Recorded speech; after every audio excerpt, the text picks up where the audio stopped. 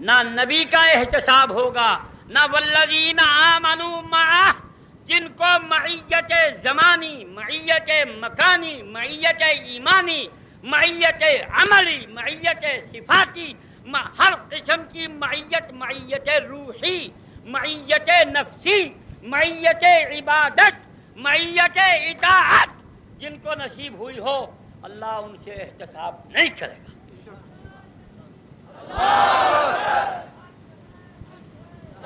سارے حق ہیں۔ سمجھنے کی بات یہ ہے، اسی کو ہم عرض کرتے ہیں کہ صحابہ محفوظ ہیں اس بات سے، انسپیکشن سے، گرفت سے، سزا سے، ناراضگی سے، غضب الہی سے، محشر کی شدت سے، قبر کے عذاب سے اور آخرت کے عذاب سے۔ اگر تھوڑی بہت کوئی کمی کسی میں ہوگی بھی تو وہ یہیں اللہ پاک کر دے گا۔